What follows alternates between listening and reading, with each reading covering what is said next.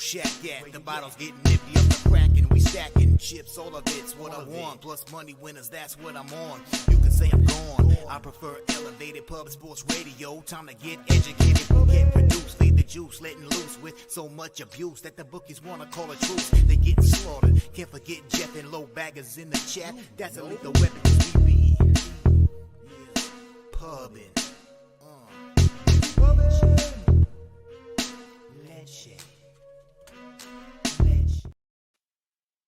Yo, what's up, everyone? Welcome to Pub Sports Radio. My name is Peter Loshak. Of course, we do this show every Tuesday. Today is January 9th, 2024.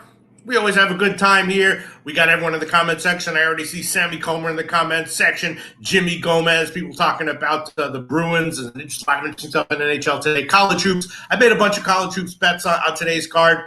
NHL a little bit tricky, but there's a few things I hit on the overnight lines, a few things that might have value. We'll talk about it, and maybe I'll pull the trigger on those after I hear what everyone has to say. But I think it's going to be a good show. Jose Bouquet, why don't you jump in for a second? Jose Bouquet, you there? What's going on at Pub Sports Radio? Is there some kind of like NFL playoffs show contest, or what's going on? What's going on? Yes, we talked about it last week. I'm hoping more of you guys entered, but yes, the playoff confidence pool is live right now for you guys to sign up. $50 entries. By the way, Pete, I made this graphic last week. All those teams in the playoffs. Look at me being smart.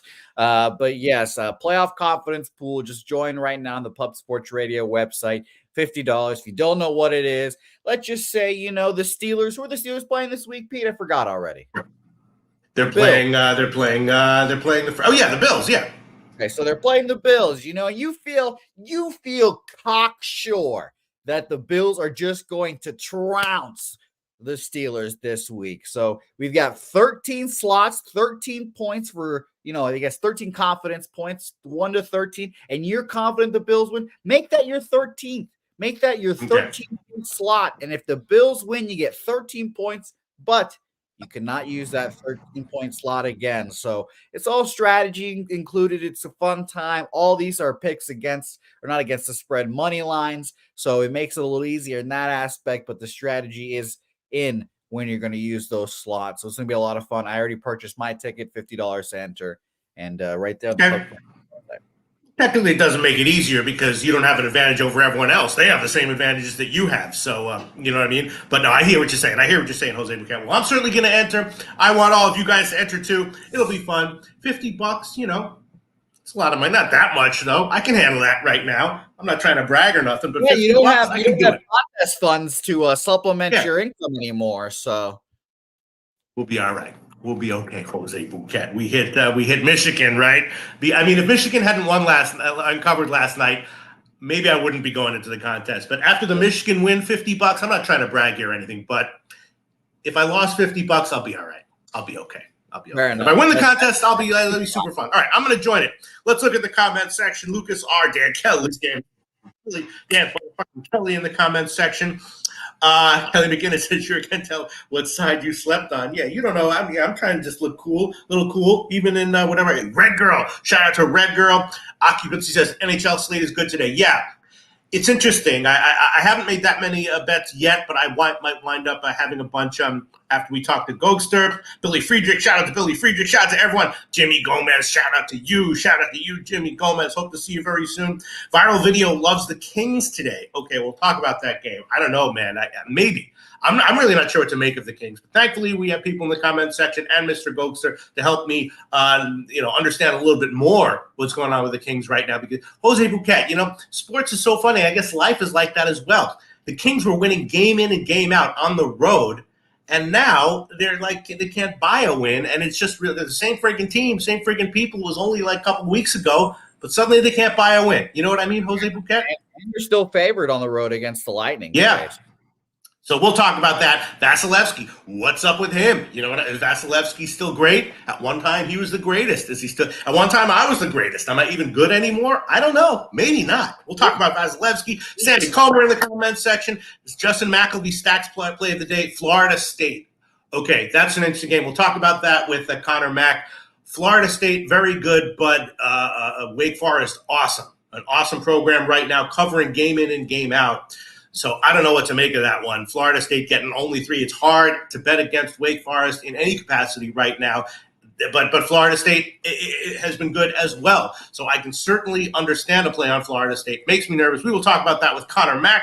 We'll see what everyone has to say. And very soon we'll get into NHL. Let's look at other comments. Dan Kelly, shout out to Dan Kelly, Sammy Comer, and Dan Kelly. Pete making me laugh right now. I'm not trying to brag. Yep, there you go. That's all I'm trying to do in these freaking videos. Make one person laugh one time each show, and I'm good. All right. Jose Bouquet, thanks so much for everything. And let's bring in Mr. Gokster if he's around. Gogi, you there? Yo, what's going on, Pete? How you doing, buddy? I'm doing okay. I'm doing well because Michigan cashed, but that big time. But that could change by tonight. You know what I mean? Right now, this minute, I'm doing very well. Michigan was a big winner for me, and I did okay. And so, hello, you there? Oh no. We're there, Okay. Pete. We're there. I'm just okay. I'm hoping that I don't have some. And that Billy Friedrich, BYU. Yeah, that's a tough one as well. I mean, of course, BYU got massively embarrassed in their. Oh no, Cincinnati. Yeah, the BYU game. I'm not sure if BYU is going to bounce back here or not. It's tough to say because they're playing. Yeah, well, we will talk about the game. We'll get into it. Isles Canucks, Rocco Rogers over 6, moving on to books, but still should be available. Yeah, I might be on the wrong side of a lot of shit because there was a few NHL plays that I bet. I think I'm on the wrong side. There was a bunch of college basketball plays that I bet. I'm on like the opposite side of a guy I respect a lot on almost all of them. So we'll talk about it. Let's get into it. You ready, Mr. Gokster? Ready to rock. All right. First game on the card. Let's get into it. Seattle-Buffalo. Seattle, of course, playing great, right? Won 6 in a row, really suppressing goals. A very impressive team right now. How long is that going to last? I'm not exactly sure. That's why we got you here, Gogi, and everyone in the comment section. Buffalo back home. They won 2 of 3 on their short trip. And I guess my first thought, I didn't bet this, but my first thought would be, why not more unders with Seattle? Full game under, Seattle first period maybe, first period under, something like that. Is there any reason to believe that Seattle's excellence and goal suppression will not continue here?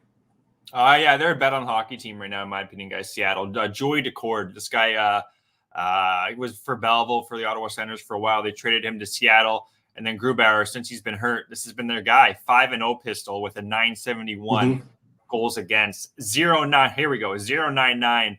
That was a save percentage. 0.99 goals against. He hasn't even been allowing a goal in his last few games, getting shutouts left, right, and center. 3-2-5.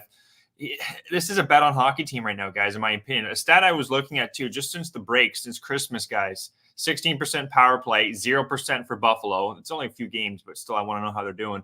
And then 40% penalty kill for the Buffalo Sabres, 100% for Seattle. So that right there, just that 40%, I think Seattle's going to be able to score on them right now. Levy, yes, he did play well. And I believe that Buffalo are coming off of they're playing some decent hockey as well. They're coming off some wins.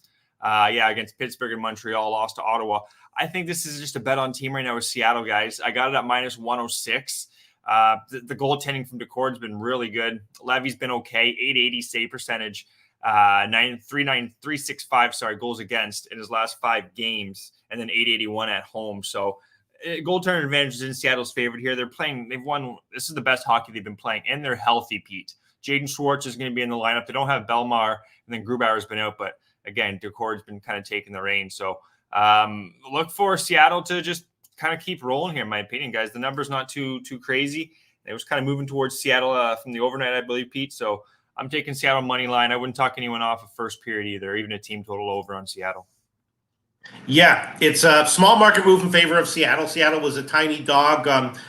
First line I saw, now it's, like you said, about 106. Small move to the under, which doesn't surprise me either. 6.5 juice to the under. Now it's about 6 juice to the over. I guess I'm just a little bit worried that Seattle has been so good, 6 straight wins, just playing great. Long break now. Maybe they come in and they're a little bit not that focused. So I'm going to pass on this one personally. Let's glance at the comments section. Slatsy, Robert Franklin, shout out to everyone. Let's see, what do we got here? Yeah, Jimmy Gomez, Seattle turning it around. Absolutely. I mean, I feel like Seattle, until they get hit with injuries, not necessarily every single game, but in general, is going to continue to be good and an under-trending team, right? Yeah, that's exactly what Jaden Schwartz said. He said this is the most healthy the team's been all year, and it's shown. And now they're getting goaltending from Joey Decord, who's a young goalie. Remember what Aiden Hill did, guys. I know this isn't Vegas, but Aiden Hill, a goalie who just from the HL and just kind of started to rise. This is what Joey Decord's doing.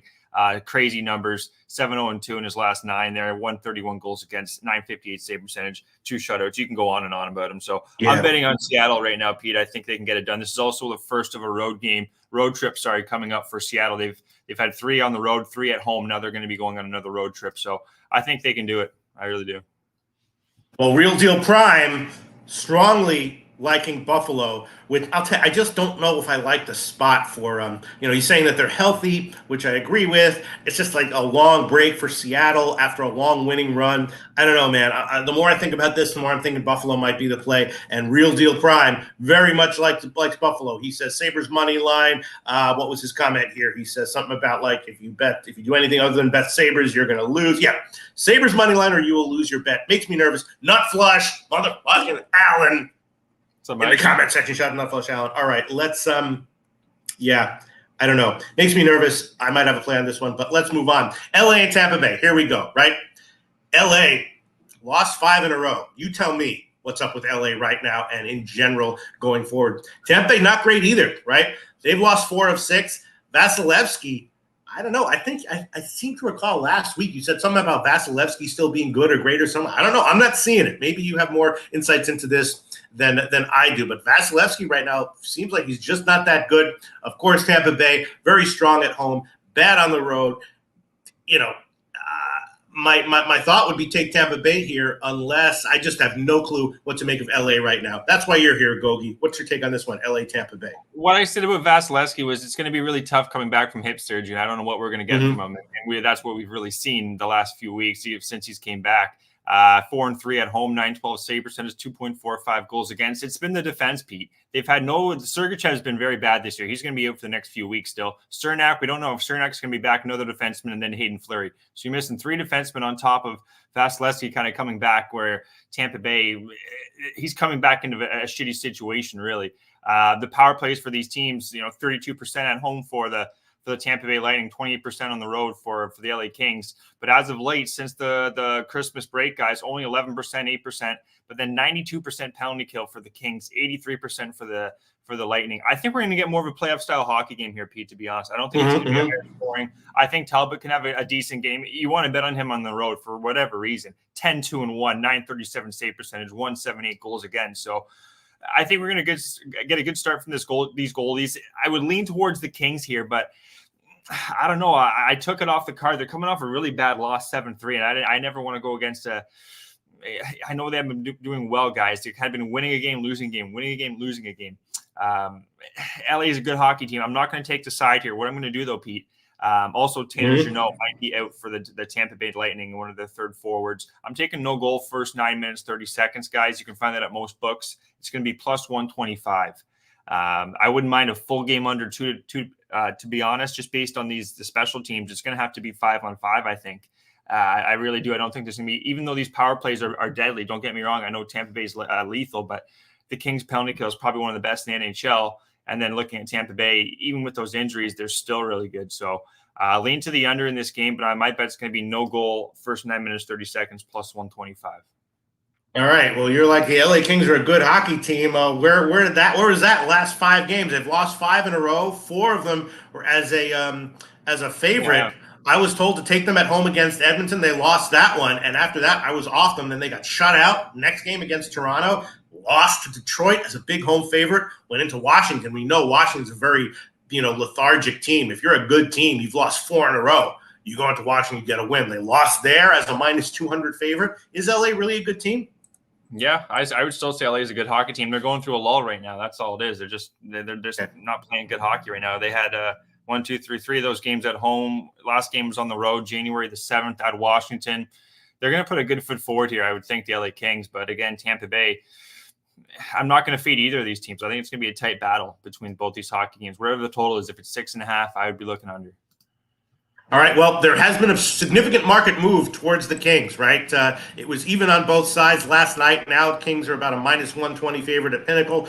Dropped to the to the under as well. It was 6.5 juice to the under. First line I saw. Now it's down to 6, slightly juice to the over. So far the market is liking the Kings and the under. Makes some sense to me.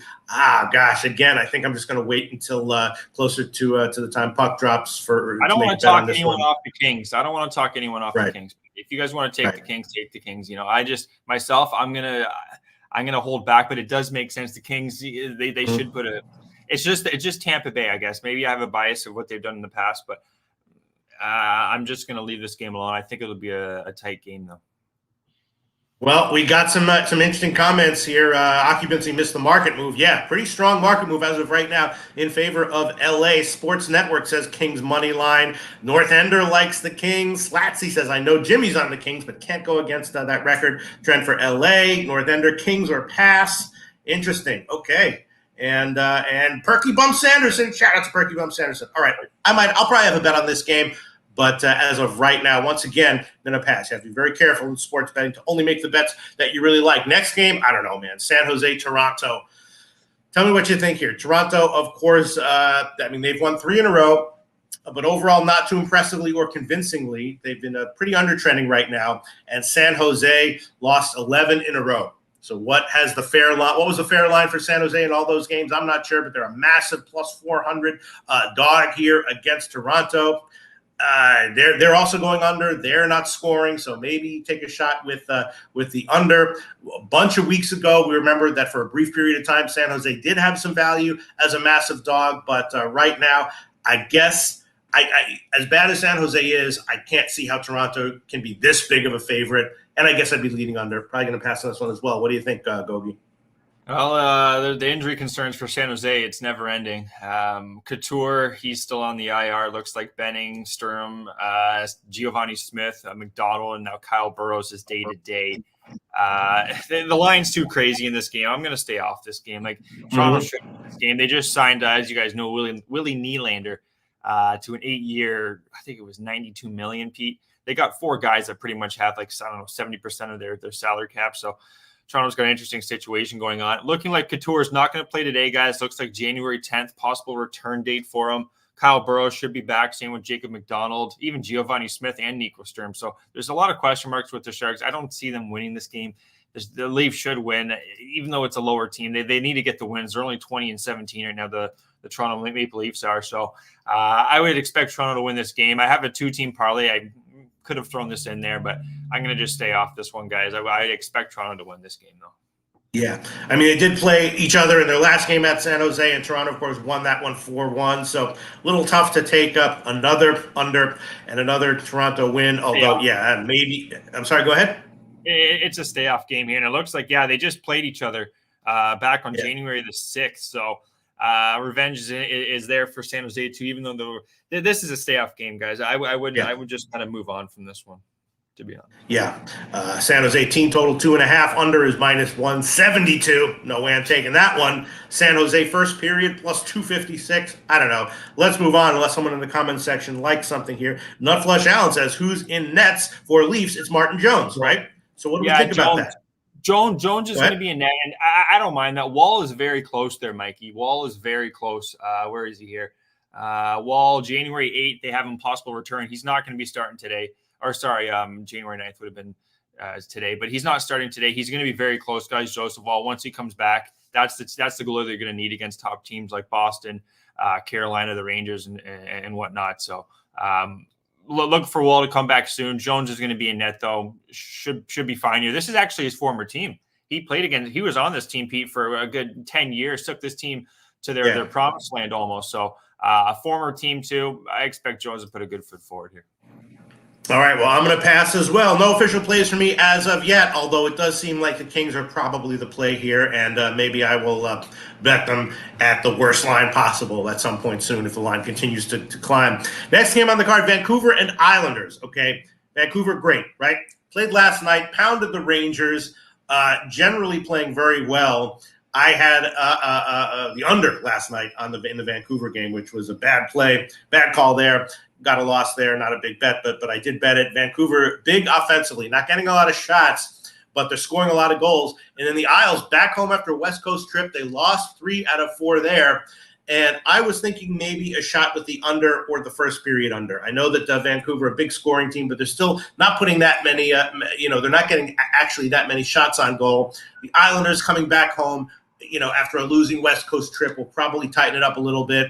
I'm not exactly sure what I think of the side, but I was thinking maybe under and or first period under. What do you think about that, Gogi? I don't know about the under. One thing, I'm just looking at a report here, guys, from Sorokin, is he's saying it's like a card game kind of his goaltending right now, which is never something you want to hear from a goalie. He says, for me, it doesn't matter.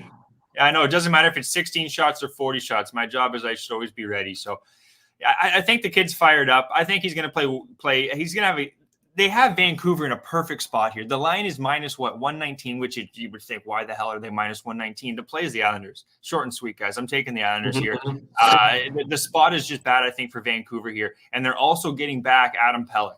That's one of their top defensemen. He's skating. He should be in the lineup. I'm expecting him to be in the lineup.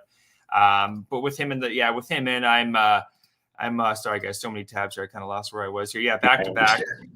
They're 10-4, the Islanders at home, Pete. They're a good home team, 8-2-6. 6 overtime losses from the Islanders. So they've only lost twice in regulation. Yeah, they got why do I have Quick there? It's not Quick for the Canucks. It would be I'm having a brain fart right now. It's DeSmith, I believe, that's going to be the goalie for the Canucks. So I'm not too high on DeSmith. Also, Zadorov looks like he's going to be out along with DiGiuseppe. Penalty kill too for the last 2 weeks for the Islanders is 100%. They're going to, which you need. You need to have strong defense if you're going up against a Canucks team. I really want Pelech in. He's going to be in the lineup. I think they got him in a good spot. I do, guys. I think the Islanders, this line is it was a late ad just before the show. If Vancouver wins, they win, Pete. They played this is what I want to bring up. 4 games in 6 nights for the Vancouver Canucks here, and those are all on the road. Coming off that back-to-back 6-3. This is just a really bad spot for Vancouver. This is an Islander spot. I would be, like I said, really surprised. They're coming off that bad road trip too. They went 1-3, beat Arizona 5-1, their only win. They're a good home team. This is where I want them. I want Sorokin at home too. He was talking some weird shit about dice games. I don't know what the hell that was. But I think he's going to be good. I trust the guy at home. He seems a little fired up. So give me the Islanders, guys. Money line. I took it at minus 118 about 20 minutes before the show. And what do you think about the under? You don't necessarily think that could be okay, or what's your take on the under? What maybe like a Vancouver team total under here, if anything, because if Islanders are going to win this, Pete, I don't think. You don't want it to be like 5-4. Like that's going to keep Canucks in the game. Like they're going to want to win this 4-2 kind of thing, 3-2. Maybe you got to hold Canucks under at least 3 goals here. I think if the Islanders want a good shot in this game, and I think they can, especially third period. If you see them down, I'll be betting Islanders. So. And how's Sorokin? He's okay, right? Or not? What's your take on Sorokin? No, he's fine. I don't see any outlier that's standing out there. I think he's not a good goalie. His numbers in those last 5, he still has a 274 goals against. His save percentage is above 910, both at home and in the last 5 games. He's still a solid goaltender. He just has high expectations, I think, of himself there. Ilya Sorokin. And this is a good spot for him. I think they're going to have a good chance of winning. All right. They might lose, but I'm going to take 2 plays here. I'm going to take the first period under 1.5 plus 115 and the full game under 6.5 minus 112. We'll see how it turns out. They could lose. That's okay. I can understand why people might think those are bad bets, but I'm going to take shots of them. First period under, these are pinnacle lines right now, 1.5 plus 115 and the full game under 6.5 minus 112. And you're right, Vancouver under 2.5 plus 142 is very, very tempting, but I don't want to triple up. I'll hold off on that. But let's see what people in the comment section. Shout out to Mike M. Shout out to Mike M. Mike M, anything that you and Dan Kelly says, Pete, you see us partying noisy last night, Pete? I don't know. It's kind of nasty out here, but yeah, they probably did. And Sports Network says it looks too easy to take the Canucks here after last night's performance. Yeah, I don't know. You need a bit of balls to take this play, Pete. You got to put the old Corleones on the table here, and you got to take the Islanders. It's not an easy play to do, especially at minus 118. If they lose, they lose. But I just capping this, Islanders. Yeah, no, I'm going to take the under. And and the first period under, and we'll see how it turns out. Yeah, if the Isles are up 2-0 in the first period, that's going to be pretty frustrating. But all right, we'll see. All right, next game on the card, Anaheim, Nashville. Right, Anaheim can't really buy a win. Well, they can, but once in a while they get a win. But 8-game homestand, they lost 7 of them. 6 of them went under, and now Nashville, a good team that should be able to take advantage of weak teams when they want to. They've won 3 of 4. The only thing I'm thinking is maybe Anaheim, after a horrible road homestand, changes it up. First game on the road as a big dog. Maybe Anaheim first period is a sneaky good play, but other than that, I don't know. I don't think I can bet Nashville, but it seems like it's Nashville or nothing here. What do you think, Gogi? Yeah, I kind of think the same way, Pete. Gibson, their main goalie here, he's been ill. They've actually had a really good play from Dostal, German goalie, I believe he is. He's 1-3-1, Pete, but a .929 save percentage. They haven't been getting the goal scoring. They've Carlson, their first round draft pick, who's been playing quite well for them. He's out. Also, Jones, I'm butchering his first name, but he's one of their top 3 forwards too. He's also out. 0% power play. The Anaheim Ducks in the last 3 or 4 games, they haven't been scoring at all. 78% penalty kill. And then look, that's not good going up against this Nashville team, guys. 33% in the last 2 weeks. So since the All-Star break, since Christmas, they've been scoring on the power play, and Anaheim's been allowing penalty kill goals, 5-on-4 goals. So I'm going to take Nashville here. I'm not going to think too much about it. Yeah, they've lost a few here. The Ducks, maybe you could think they put a good foot forward here, but I'm going to take. I'm not super high on this one. I'm going to take Nashville, though. It's in a money line parlay. It's going to be in a money line parlay, and I'm going to trust this one, guys. I really just don't see the Ducks being able to keep up with this Predators team that's 100% healthy. It looks like Tyson Barrie's also going to be back, which is. I'm just going to take Nashville, guys, here. Not going to think twice about it. The line's only minus, I think, 220. I'm going to tie that in with another game here coming up shortly. Okay. Yeah, I guess I'm going to pass on this one as well. This is a tough one, but I'm going to pass. All right, let's move on. All right, this is one, Florida, St. Louis. I did bet this one on the overnight line. Maybe it was a mistake. Probably won't hedge out, but if you make a strong argument telling me to do so, maybe I will. Florida against St. Louis. Florida, 7 straight wins, right? Beat Colorado 8-4 last game. So they have turned it around. Beginning of the year, I was kind of down on them, faded them here and there. But in general, obviously Florida is doing well right now. St. Louis also won 7 of their last 10. And I was thinking that this is a spot for St. Louis at the line. Didn't see quite why they should be that big of a dog at like plus 150, even though Florida has been rolling game in and game out. Of course, St. Louis, has a new coach. They replaced, their old coach. They've been doing pretty well since then. Again, won 7 out of 10 since the coaching change. And I was thinking maybe a shot with the under. Bets I made were St. Louis and St. Louis first period. Was that a mistake, Gogi? What do you think? The last thing you said there, the under, Pete. That's the play, I think, here. Since the Belleville coach, and that coach, too, by the way, is from Belleville, hometown here, 7-3 to the under. They've been changing their boat. They've been a heavy under team. And what the hell has Florida done? 8-2 to the under in their last 10 games. Good goaltending from both goalies here, too, and Bobrovsky and Binnington. I think this is an underplay. Bennett's going to be out, it looks like, too, for the Florida Panthers here. Falk, Jacobs. Not too many big names here. Falk, defenseman, you want him in. But I think this is an under game, just the way they've been playing. Look at St. Louis. Like, you're holding Vancouver to 2-1. You're holding Carolina 2-1. Like, come on. Colorado, they lost 2-1 as well. Oh, look at this. Like, 2-1's been their score. If you want to bet that, I wouldn't say no. But, yeah, this is just – it seems like my favorite under on the spot would be this play, would be this game. Going to take the first period under, though. Just my gut feel here. I'm taking first period under 1.5. I could double up and do a full game under. What is it, a 6.5, Peter, or is it a 6? Well, you can get 6 at plus money or 6.5 minus 123 at Pinnacle currently. Yeah, that makes sense. Yeah, I'll just do the first period under 1.5. Probably missed the best number on the 6.5. But I think that's the play here. Also, one player prop. Never good to take a player prop on an under, but Reinhart, he is hot. 10 goals during this Florida winning streak. So he's been a big reason. So they'll be trying to slow him down tonight. But yeah, 7-3. St. Louis is playing to the under, 8-2 to the Florida under. Good goaltending. Smells like an under, Pete. Meantime, as of right now, could be a misdirection, but there's actually been about a 10 or 15 cent move in favor of Florida, which shocks me a little bit. When I bet this one, St. Louis is around plus 150. Now at Pinnacle, plus 161. You think that's misdirection, or do you think that's legit? What's up with that? Florida's Florida's playing really good right now, Pete. Like sure. Next to, I'm not betting against Florida and St. Louis. It's like, yeah, you've had a 10-game sample size from them. Like we need more from St. Louis, really, and they haven't really been able to score a whole lot. Scored what?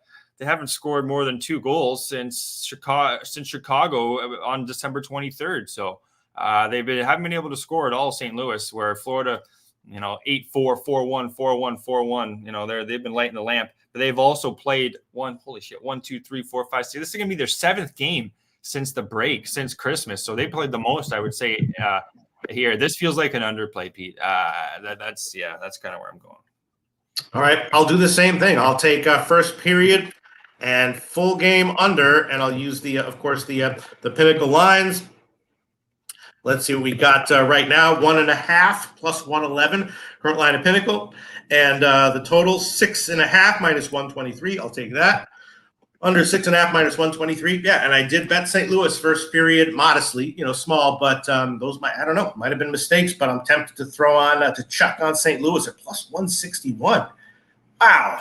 Look at this. -1. They won 5-1 back on December 21st. So 3 weeks ago, they beat this team 4-1, St. Louis at Florida. And that first period, by the way, 0-0, no goals. Right. But yeah, the St. Louis has actually had their number. They've won the last, dating back to December 7th, 2021, they've won the last 4 games. So St. Louis has had their number, but in this situation, Florida is they're hot as fish oil, as they say. They're a hot team. So I think unders play. And that's also Florida's last loss, and it was at home, so maybe there's some revenge here. All right, I'm just going to stick with the unders. Interesting situation. We'll see I'll be very curious to see where this line closes, if any money comes back on St. Louis or not. All right, let's move on. Columbus and Winnipeg. Columbus mostly bad. They got a win here and there, though. But they've been pretty good as a huge dog. Whether you want to take them at plus 1.5 or to get a win. And Winnipeg, awesome, mostly winning, back from a 3-game trip where they were a big fave in all 3. And I don't know. I'm wondering if maybe Columbus, one way or another, might be worth a shot. Both these teams have been trending under recently as well. I don't know. I guess my first thoughts, maybe Columbus, maybe under. What do you think? That's kind of the same way, Pete, the under in Columbus. I'm not going to take the Jets here. I know the spot I think could maybe, I don't want to say this is the trap game of the night.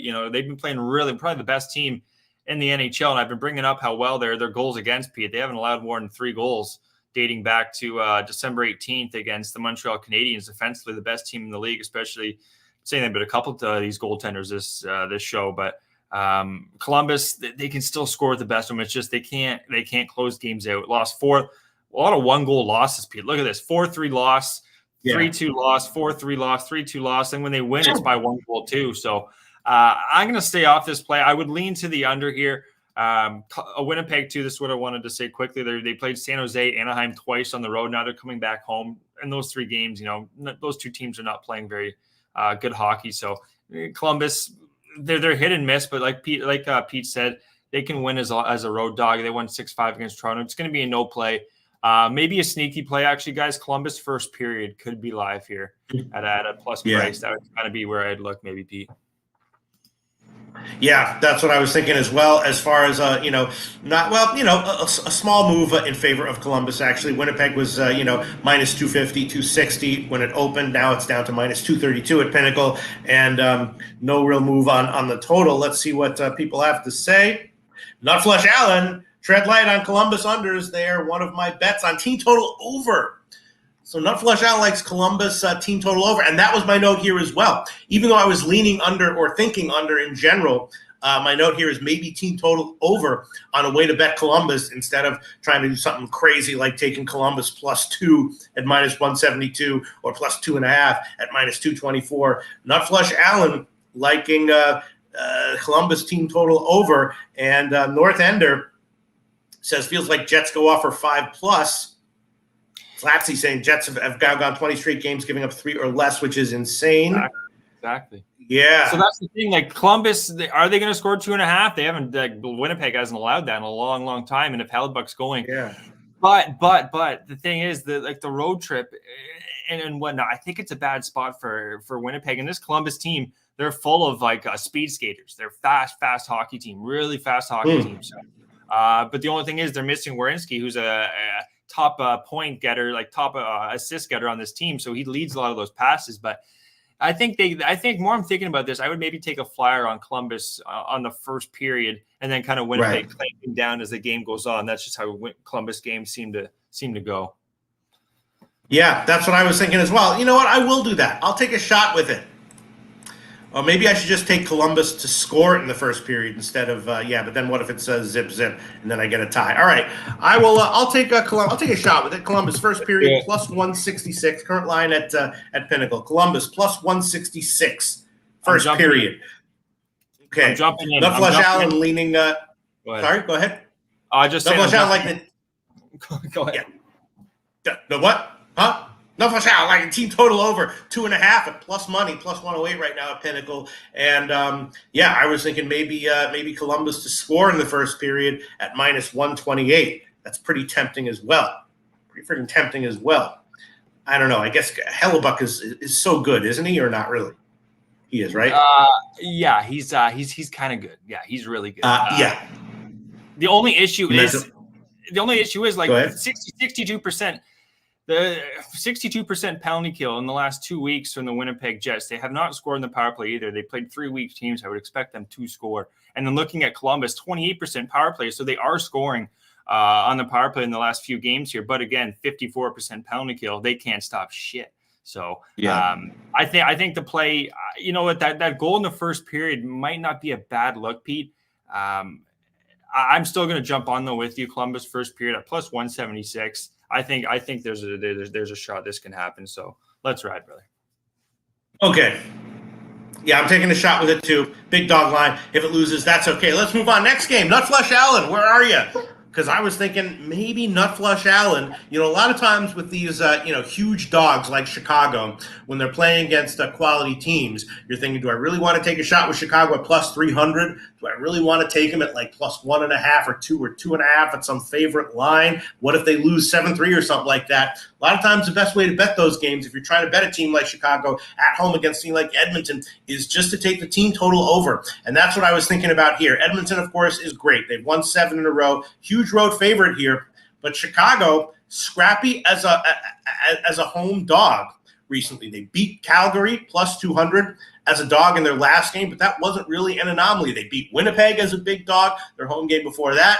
And before that, they had a loss. But then before that loss, they beat Colorado as a plus 200 home dog as well. So 3 out of their last 4 games, they've won straight up as a plus 200 dog. Here they are again getting plus 300. Now, I don't know if I want to bet them against Edmonton, but I'm definitely thinking about the team total over. What's your take on this one, Gogi? Okay, do you got a sec, Pete? Yeah.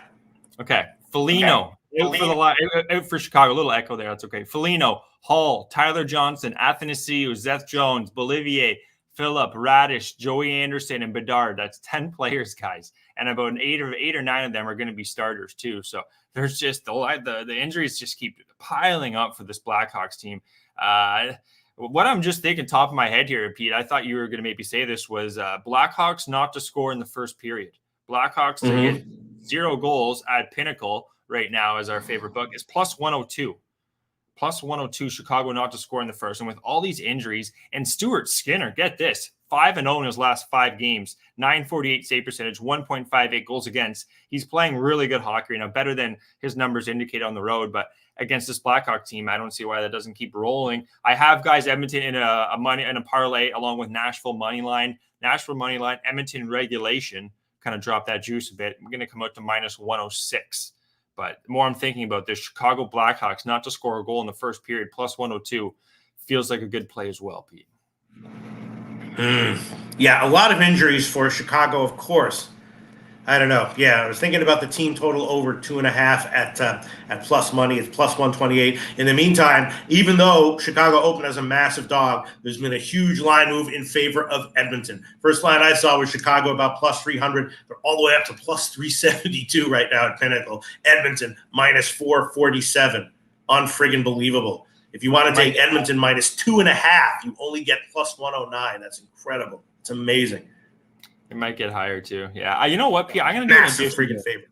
Sorry, I'm going to do an addition, guys. I'm going to shop around for this first period. Chicago Blackhawks team total under 0.5 goals, and that's plus 102. I really don't see Chicago doing much here, and Stuart Skinner, going for a shutout. Even I don't see it happen. No, sir. Yeah. Jay Stone says ESPN Plus game off of 2 days rest. Oilers team total over 1.5 first period.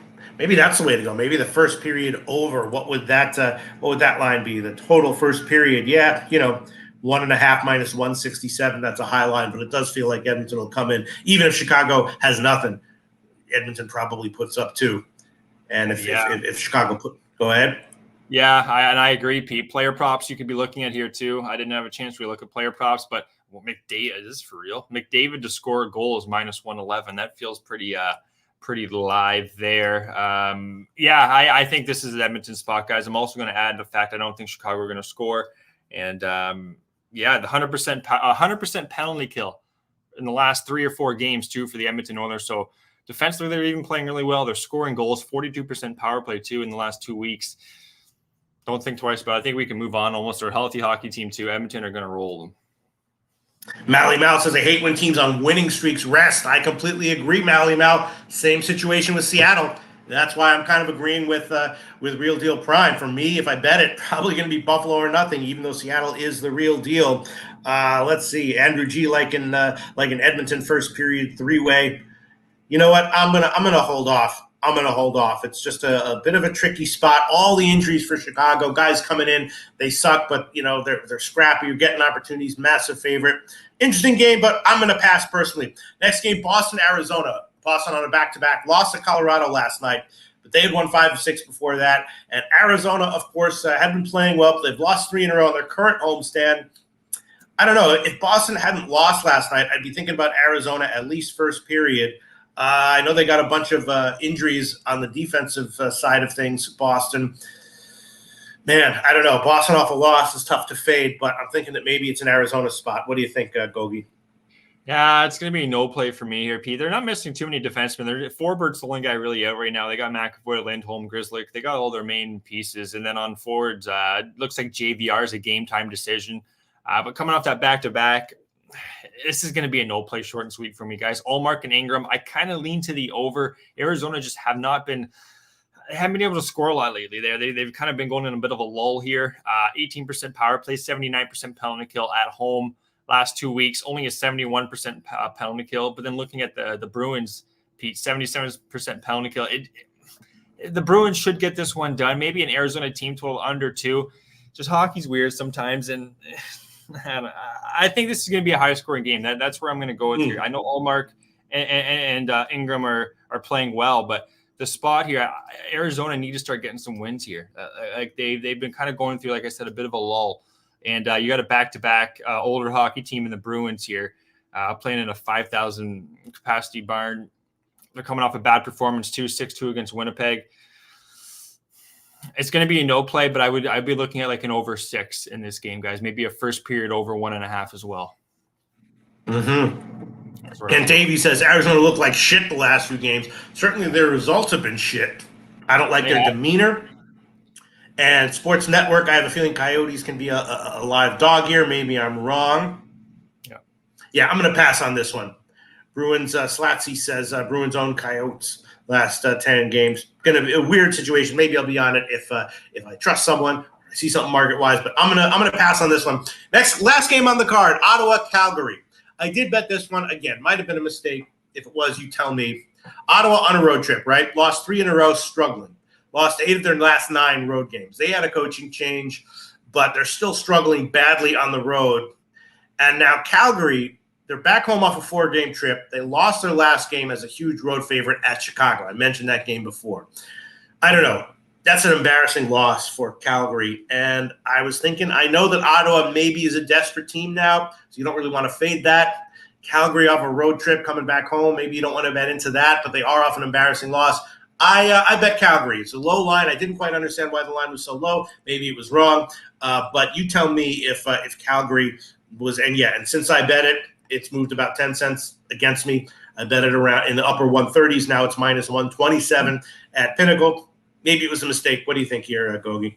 But people have been doing this all year. They've been betting Ottawa, though. A lot of these plus numbers, we've been betting on Ottawa, especially on this road trip, and it hasn't been working out. So the line move on Ottawa has been failing. I know the last few games. This is the team I cap probably the most, guys, in the whole NHL. And I had a hard time with this game, to be honest, Pete. I think Ottawa should bounce back. But again, I've said that on a couple shows here, so I'm not going to touch the side here. I think where we're going to go to the total market, guys. I think there's going to be, in this first period, you have two hungry teams, I think, Pete. I think we're going to have two hungry teams. And with the goaltending, Korpisalo, he's been poor. That's not the goalie I'm worried about. It's Markstrom. He's been playing a little bit better. But this Ottawa team we're going to have guns a-blazing, guys, this first period, I think. That's going to be my look here. First period, both teams to score is going to be plus 130. That's going to be the bet. They're both healthy. They have their key guys in the lineup. And another thing for Ottawa, Pete, they're getting Joseph, third line forward for them, who has been in the lineup for a while. He's coming back for Ottawa tonight, from what I'm hearing. And then Shane Pinto, old gambling Pinto, he'll be back January the 20th, so in about 11 days. Ottawa will be a bet on sooner than later. They're right now. I don't know what to do with this game, but where I'm more confident than anything is there's going to be goals in this first period, and I think both of them are going to trade goals in the first, guys. So first period, both teams will score plus 130. Let's rock and roll. Yeah, again, there's been about a 10-cent move since the first line I saw in favor of Ottawa. And a move to the under, though. The total was a strong move to the under, actually. The opening line was like 6.5, juiced to the over. Now it's all the way down to 6 and almost even on both sides. And Ottawa, they've struggled on the road, but they played Edmonton, Seattle, and Vancouver. Those are three tough teams. The road game before that, Toronto, and they won. Road game before that, they lost, but at Colorado, it's a tough team. At Arizona, that was when Arizona was playing well. At Vegas, at Dallas, at St. Louis.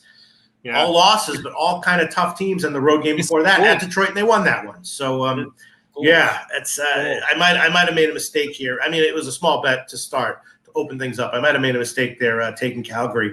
And the total, what do you mean? The total's got bet down about a half. I disagree. I disagree with what you're saying. They've been playing tough teams. Both these teams have been playing tough teams, especially the Flames, you're saying. Ottawa's been weak defensively, even with their goaltending. And then the Flames, both of these teams have been playing really good goalies. And now they're playing, in my opinion, subpar. And they've both been losing.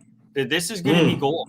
This is going to be goals. If I'm wrong, I'm wrong, guys. But this is, I think, I don't see a 2-1 hockey game here. And I know I said over time, Ottawa's eventually going to be, they're going to be counted. They're going to be more accountable defensively. And they did come off that really low-scoring game against Edmonton, 2-1.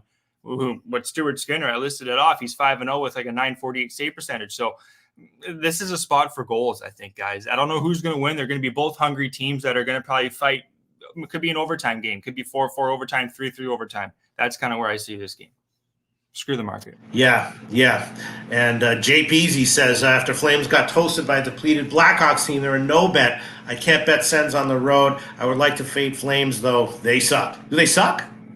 Yeah, they're Jekyll. They're an up and down team. Both these teams are very tough to trust, to be honest. Calgary and Ottawa, that's like your dice game. Roll the dice on this one. But where I'm not rolling the dice, I think, is the total. I think the goals are where both these teams are going to be able to excel here in this game. Yeah, that's wrong. Andrew G says he's liking goals as well. Okay, I guess it's going to be a pass for me as well. I'll probably have a bunch of plays. I tend to bet hockey pretty heavily close to game time. At this point in the day, I have only a modest number of bets. And let's review our official plays, Mr. Gokster. I just have 5, and 4 of them are first period and full game unders in 2 games. I got Vancouver Islanders, first period under, 1.5 plus 115, and full game under, 6.5 minus 112. Florida St. Louis, first period under, 1.5 plus 111, and full game under, 6.5 minus 123. Taking a shot with Columbus, first period plus 166. Yeah. And right now, that's my entire card. Mr. Gokster, review your official plays, please. Alrighty, guys. So on this beautiful January 9th Tuesday, we're going with the Seattle moneyline minus 106. We're going no goal first 9 minutes 30 seconds between the LA Kings, Tampa Bay Lightning. That's plus 125. New York Islanders are going to beat these Vancouver Canucks. It's a good spot, minus 118. I'm with Pistol. Excuse me. Columbus first period moneyline plus 176. We got a 2-team banger for you guys tonight. Nashville moneyline along with Edmonton regulation minus 106. First period under 1.5 with Pete on Florida and St. Louis. So that's 118. And then to close it out, Ottawa and Calgary. Both teams to score in the first period plus 130. Okay, makes a lot of sense. An interesting card. Next week we got 1, 2, 3, 4, 5, 6, 7, 8 games. Just 8 games, so it'll be a modest card. We'll probably attack the hell out of it. Mr. Gokster, great to be doing a show with you once again. Have a great week. We'll see you again next Tuesday. Right on, see you next Tuesday, Mr. Gokster. Hell yeah. Is Connor Mack available? Hey. Yeah, he'll be here very soon. Yeah, we know Connor is. He'll be here in a second. All right, so we got some maybe a teeny bit of time to kill. We can talk about we can talk about NFL. I'll tell you, I bet the Rams. I took that at 4, I think 4.5. Don't remember exactly what I got. Took a small shot with the under in the Steelers game. Took a small shot with the over in the Miami game. You have any thoughts in general on the NFL playoffs right now? Yeah, I'm pulling up the lines again to double check. Obviously Cleveland's interesting. Shout out to Troy Torrance, has been on Cleveland the whole year basically, and they've come through for him, and they interest me there at 2.5. I don't know, maybe I'll be safe and just lay the money line at minus 140, minus 150, but yeah, admittedly I kind of do like the big dogs though, Pete. I do like the Steelers plus 10, keep it close. I'm semi-interested in the Packers. But yeah, I lean more towards the dogs, if anything here, I guess. Steelers, Packers, obviously the Buccaneers as well. Pete, I'd love to hear your opinion on the Buccaneers and the Dead Eagles team. Yeah, let me look at that game. What do I think about that game? That game, I am not exactly sure what I think about. I have to look into that a little bit more closely. Yeah. Obviously, my first thought would be Bucks, but yeah. Yeah, and the line went from 2.5 to 3. I'm realizing, so that's concerning. That's concerning for us. I definitely didn't pull the trigger on it. Yeah, first thought was Bucks. Let's see what everyone has to say. Anyone who has anything to say about the NFL playoffs, put it in the comments section while we wait here for Connor Mack. Yeah, the only bets I definitely made. I took the Rams. I think they're good at anything 3.5 or better. That's just my personal opinion. I think, and maybe the Rams team total over as well. I did take the under in Pittsburgh Buffalo. It just feels like it's going to be a slow game on both sides. And I took the over in Miami KC. I think that's probably good. Yeah, I'd probably take it at 44. Why do you like the Rams as well? What? Why do you like the Rams? It's also fate of Detroit a little bit. I think Detroit is vulnerable defensively, and the Rams can just be, they've been great ATS, right, recently after Stafford, proved that he's ready to go, and they just have weapons on offense that keeps them in games. I just don't like anything where they're getting a decent dog line is I pulled the trigger. I could have been wrong. I could be wrong. No, I like the play. I like the play. Yeah. Let's see. Justin McElvey going to be moving on Texans plus 3. Yeah. I mean, Perky Sanderson, Stafford deserves this game and win. Ian Shaber says, I tease the Bucks and the Browns. Teasing across the 0. Love it. I love it. Yeah, people don't like that shit, but I don't mind it at all. You got to be a rebel in life, go against the grain. Tease across the 0. That's what I say. Go against the motherfucking grain. Breaking news, Pete. Be a rebel. Paint. What'd you say?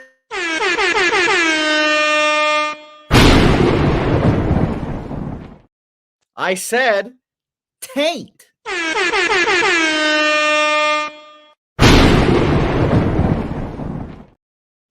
Taint. I see it.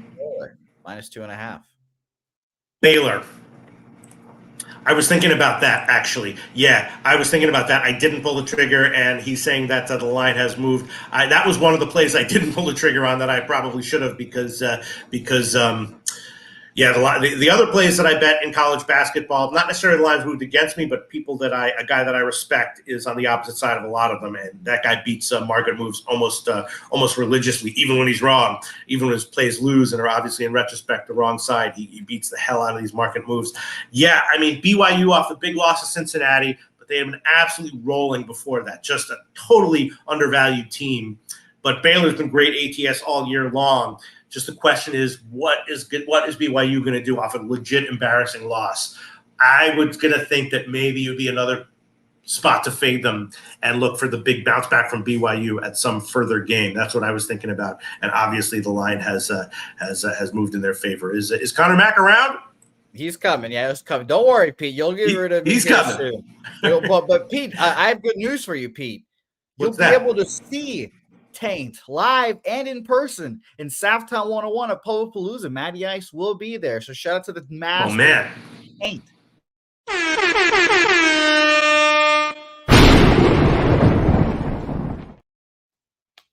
Taint. Everyone is going to be at Palooza this year. I certainly am. All right, let's see what other comments here coming in on the NFL. Chosen one likes K-State and Houston. Yeah, Houston. Man, that seems like a short line. That Houston is a team I don't want to bet against confidently. That's for sure. Let me see. Comments coming in. Perky Sanders and Bay looked awful last game against Iowa State. BYU can score big points, not touching it anymore. Yeah, I mean, fading BYU in any situation right now makes me nervous. And I guess if I miss the line and miss the value, that's fine because That's an interesting one. Mal Baylor shit on him last game, 4.5. Let's see. Pete, shit on Mally. Wow. Pete, don't worry. I've got good news for you. Your long national nightmare is over. Welcome in a very nice Wu-Tang shirt, Mr. Miggity Mac Daddy, Connor Mac. Well, Pete. Connor Mac. Can you hear me? Oh, okay. Yeah. That clap was silent. Oh, was it? Do that again. Oh, probably because I got muted. Yeah. Connor Mac, how old are you, Connor Mac? You're not like in your 40s, are you? Yeah. 38. I remember when Wu-Tang came out. I was in New York when Wu-Tang came out. And people started talking about How old are you, Pete? You're not too much older. I mean 6 years old or something like that, but I still remember it. I still remember You're like 44, right? Yeah. 43? Yeah. I remember my best friend at the time, who he wasn't a hater, he was an all-righter. He was just impossible to impress, right? Everything he'd be like, oh, they're all right. He said, I have my favorite new group. I was like, who is he? He couldn't even pronounce it. He was like, Wu-Tang. I was like, what are you saying? Wu-Tang. I was, what? I was like, but if you're suddenly saying something good about someone, damn, I got to check it out. And that turned out to be Wu-Tang Clan. I remember when they came out, Connor Mac, playing shows in New York City. Before they had a record, before the record was out. What a time. Hell yeah. All right. Mally Mal says, I like BYU, not going to lie. I mean, anyone saying they like BYU in any situation, I'm not going to disagree with. All right. Let's see. Other shout out to the chat. All right. Let's get into it. Let's start with NBA. All right, Connor Mac? Yeah. Okay. We got 5 games on the card. I don't know. There's one game that I think I might be seeing something with. The other 4, I got nothing. First game, Sacramento, Detroit, right? Detroit, huge home dog. Now, Detroit has actually covered 5 of 7. So a lot of times they are a team that I look to bet on when they're just getting absolutely disrespected. But the reason they're getting so disrespected here is because Cade Cunningham injured on Sunday, and I believe he's out, right? He's out, yep. Definitely out, right. Okay, so Sacramento blown out at home in their last game as a fave. In general, they haven't been good ATS. Are they going to come back here and get a big win, or do we wait for their next home game to bet on Sacramento to atone for what they did in their last game at home? I don't know. I guess it's just if Sacramento weren't coming off a horrible loss, I would take a shot with Detroit getting all these points without Cunningham. But with Sacramento off of that loss, I don't know what to think, and probably going to be a pass. What do you like here, Connor, if anything? Yeah, I do not want to bet this basketball game, Pete. I mean, do you? No. I do not. Yeah, I really don't here. I know we have a short NBA card. We've been killing it in the NBA too, Pete. I've hit 15 to 16 NBA. Oh, very nice. Yeah, I've been Getting very it done. economical because I'm scared of NBA, and I'm going like 1-0. We're 2-0. We're killing it in the NBA. And this is why, because we don't force plays, right? Yeah, I don't think he forced it here. To me, no Cunningham, no Pistons for me. And to tell you the truth, though, if I had to, I'd take the points with them. I don't love it. Kings can get out here and roll this game pretty easy, but I don't really trust them. They haven't been covering any numbers as of late, too. They had the back-to-back wins after the loss to Charlotte. That was last Tuesday on the show. Remember that huge spread, Pete? It was 16.5.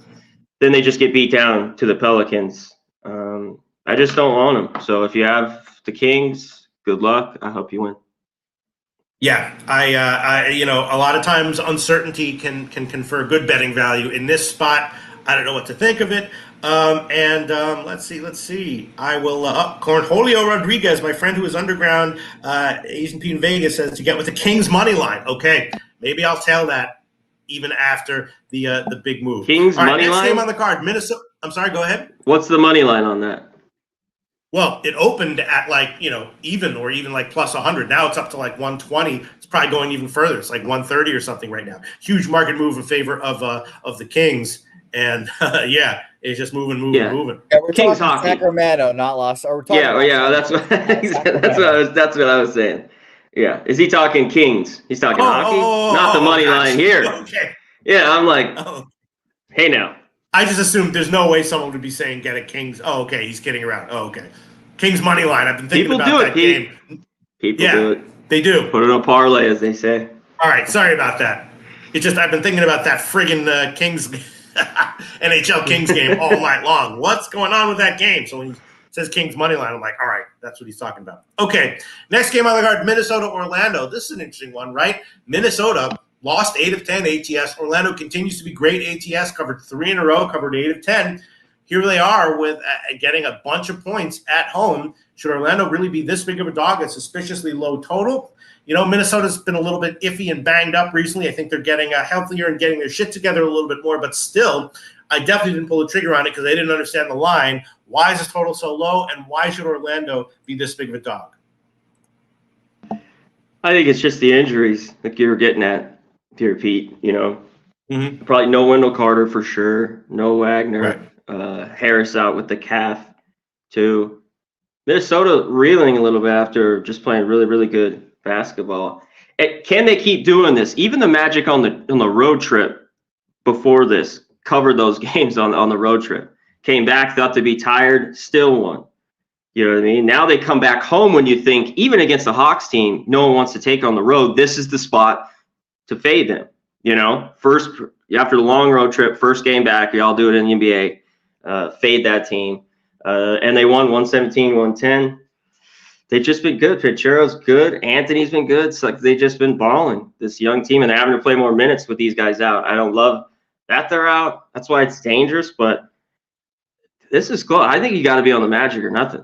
Right now on the road, I don't think you should be laying points with the T-Wolves until I start to see a little bit better play.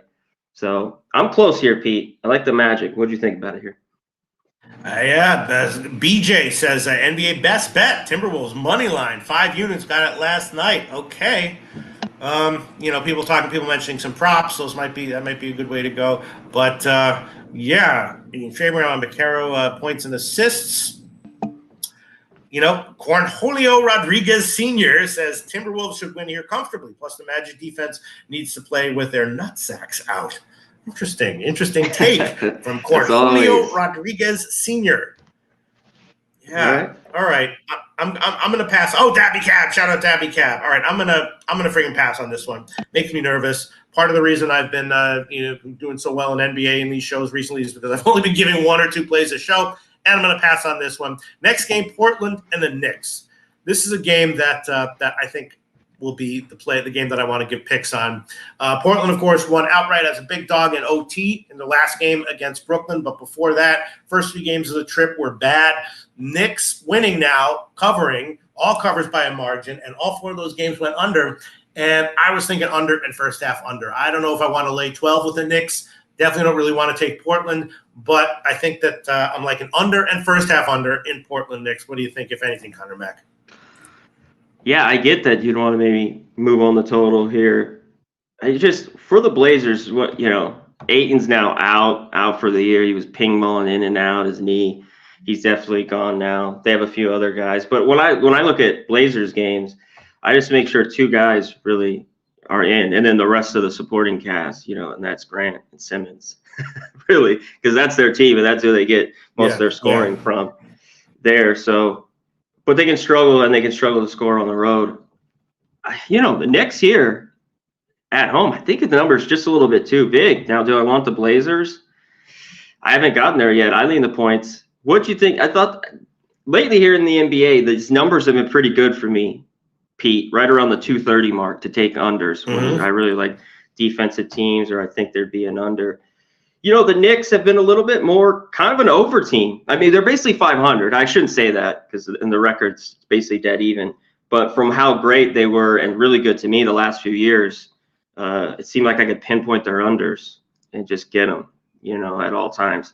And this year, just a little bit more scoring, a little less defense. So I haven't been able to do that. So I get it. I lean Blazers in the points, but I'm not on it. Yeah. This one, I would be liking the under, but maybe I like it more now because there's definitely been some market movement to the over. It's now up to 228 market wide, and I was thinking first half, and the first half is like 116.5, so significantly higher than the than half of the full game total. I don't know. I mean, the Knicks have been winning and covering, going under. I think I'm liking the under here, but. Maybe, this could easily come back down the other way. All right, I'll trust myself. Might be a loss, but okay, I'm going to take the under. 228 now, minus 107. So it has moved up. Take the full game under, and I was liking the first half under as well, but maybe maybe I won't double up. Portland Knicks under 228, minus 107. That is that's the current line at Pinnacle. And I want to take the first half under, but it's 116.5.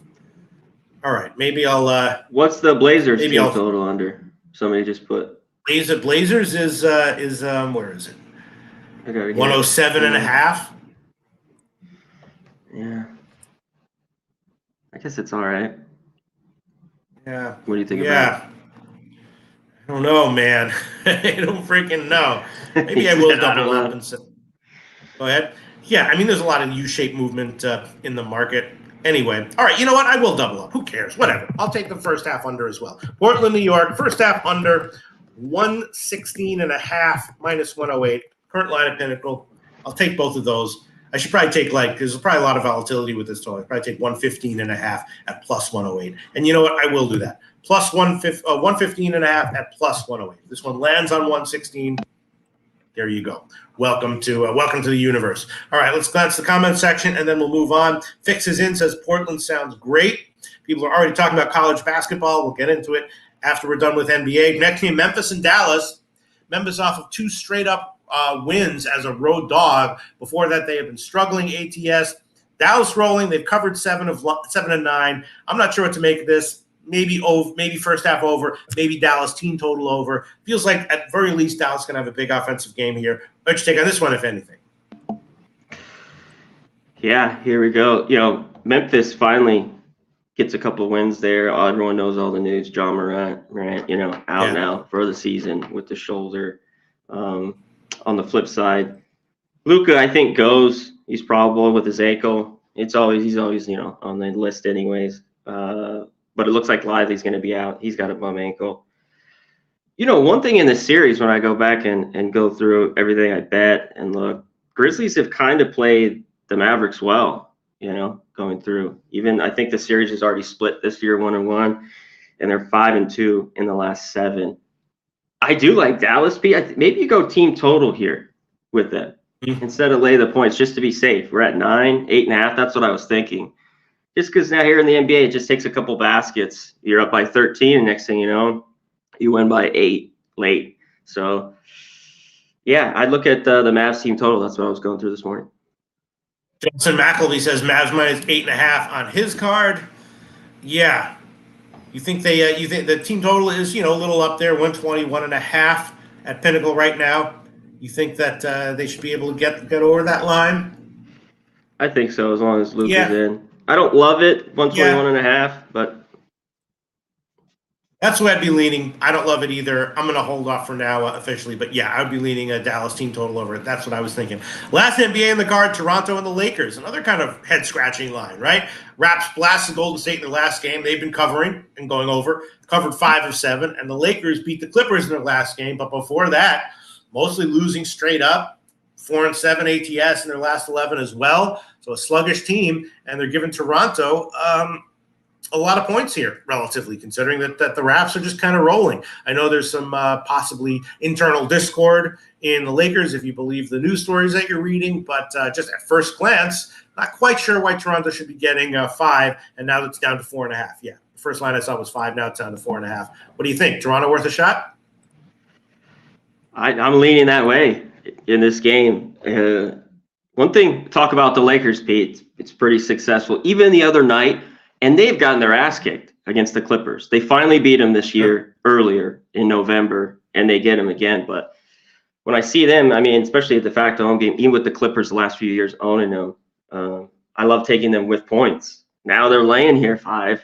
I just don't want it. And they've had a few blowout good games here, especially at home where they've covered. The Lakers -5, You know, and it's been hard to figure out the Raptors all year. You talked about They won 3 or 4. I don't think they're very good. They're streaky shooting team. You know, can we trust them here on this road trip? You know, it's already been all right. You know, win 2 or 3 just at Golden State. Can they keep it up? The scoring's been pretty good. So can that continue? I lean the Raps. You know, seems just a little at 5. I'd want a few more, but I look their way.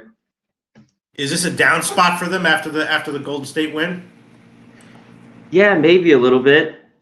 But does that make you really big on laying the 5 with the Lakers? It just doesn't for me. No. Like, that's a game I'd rather just not bet. Lakers, even if the Lakers win this and cover pretty easily, it's not something I really want my money on. All right. Both teams not Taylor, great ATS, too. Yeah. I mean, you know, all year. Bally Mel says Lakers locked in after LBJ said he's mad, so maybe it's a good spot for Lakers actually, and a down spot for Toronto after the big win. JP Taylor saying Lakers sleepwalking to the trade deadline as usual. Fixes in says funny feeling on this Lakers game. Absolutely. Dabby Cap took Baylor and Houston. We will talk about that in a moment. Fixes in says pass, and I'm going to pass. Bo Jackson Lakers or nothing. It's going to be a pass for me as well. All right, so very few plays. Hopefully the Knicks game goes under. That was a play that I was liking. Well, market has moved as of right now against my opinion, but who knows what will happen by tip. Only 2 official NBA plays for me. Portland Knicks under 228 -107, and the first half under 115.5 +108. What are your official NBA plays as of right now? Yeah, Mally. Yeah, they just beat the Clippers. They were dogs by 6 the other night, but they had lost 4 straight before that. Had the Lakers. I mean, I just thought it was a good spot. Them catching a bunch of points against a team like the Clippers. You know, they didn't have to go anywhere. It's the same building they play in, so that's why I really liked it. God, this card is short, Pete, and I don't love a ton. I don't love a ton like we've been talking about. This is a short card, but I'll go with the one official that I liked, and that's the Magic. Even with the kind of the light crew, I'll take the 5 at home, just how well they've been playing, and they haven't been getting blown out. Could it happen here with the T-Wolves? Yeah, but I'll take the 5 with the Magic. Okay, sounds good. Let's move on to college basketball. About 35 games on the card tonight. Some interesting stuff. Once again, there's some bets that I made that have moved. Oh, there's one nice one. I took the under in Seton Hall, Georgetown. I got like 142 or 141.5 or whatever, and that line has moved in my favor. Let's look at all right, I don't even know where to start. Let's start with let's start with the Wake Forest Florida State game. Wake Forest obviously friggin' awesome. ATS. Now you don't have to have a pick on this necessarily if you don't.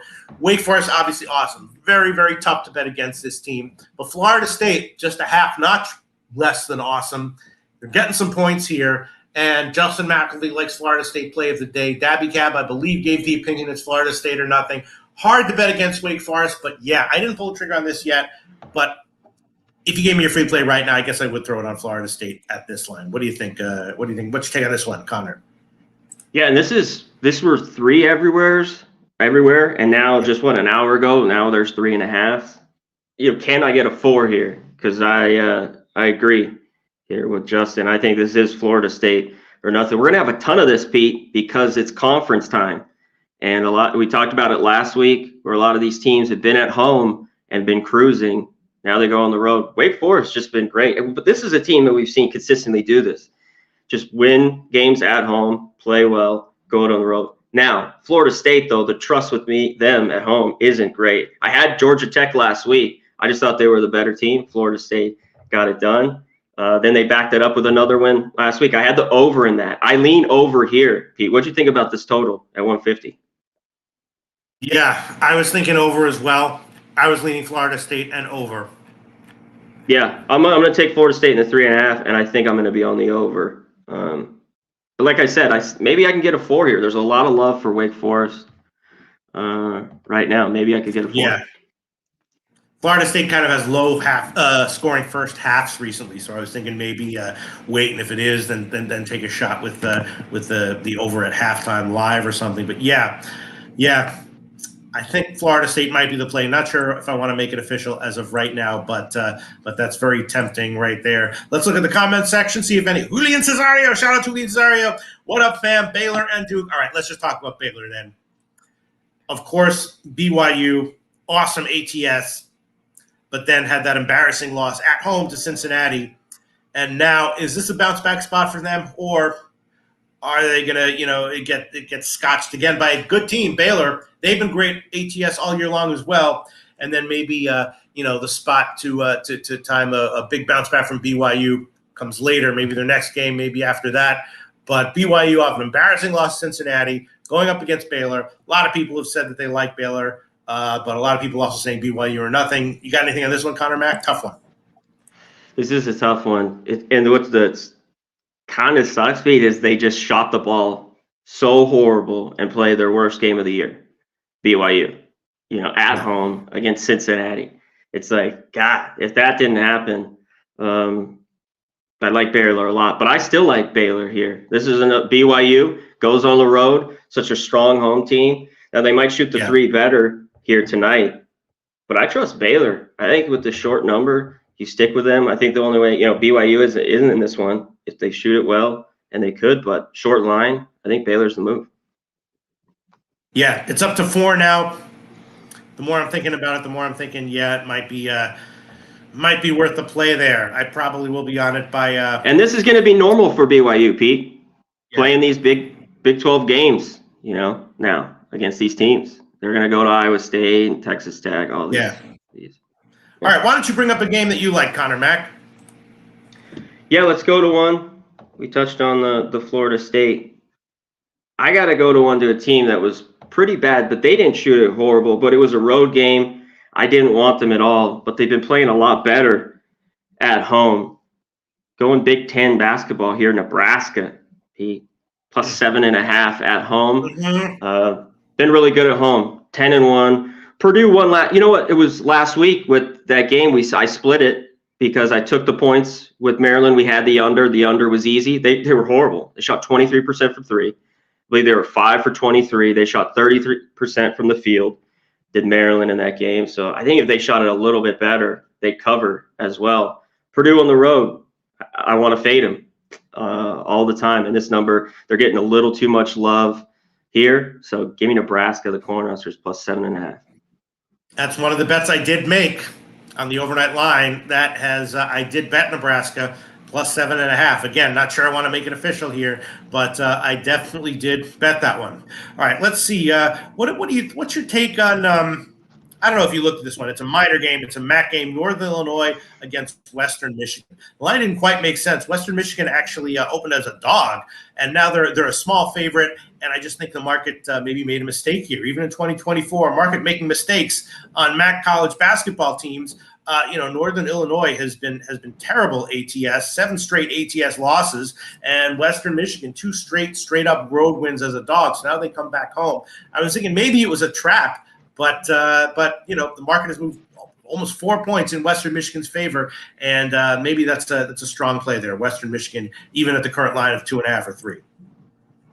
Yeah, I think if you jumped on it early was the move. Yeah. To me, though, it's a little bit trappy, like you talked about.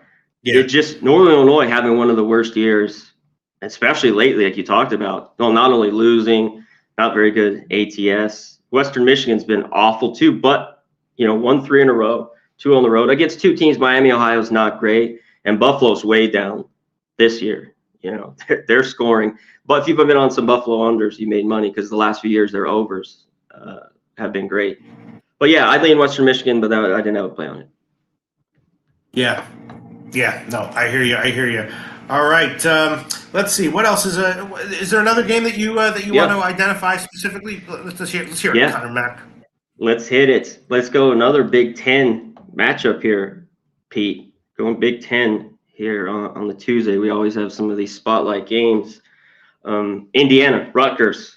Indiana off the good win. Just against Ohio State. I thought that was a pretty good spot. We talked about it. I don't think any of us bet it on Saturday, but they get the job done. Now they head out on the road.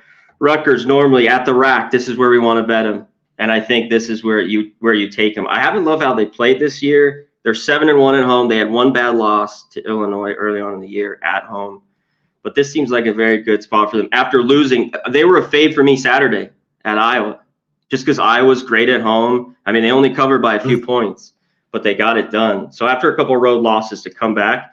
So I'm leaning the 3 here with Rutgers, Pete. But you know what I like more? At home, at the rack, the under. 140, especially we have 141.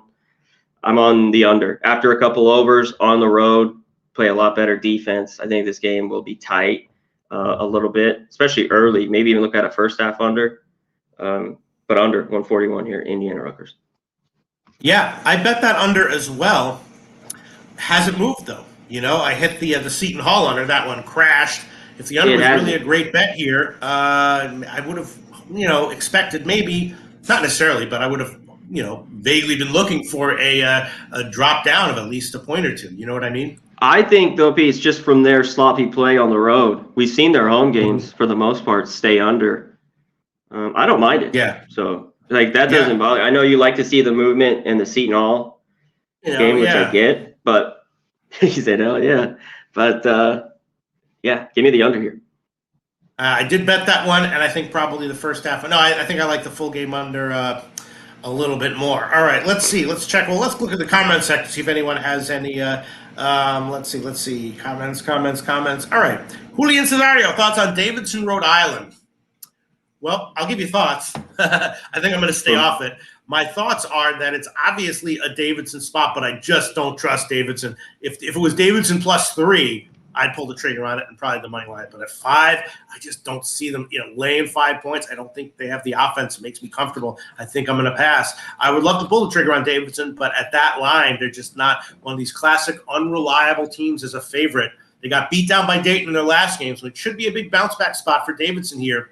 But laying 5, I don't know. What do you think? That's exactly how I felt, Pete. It's just that 5.5 with this team at home.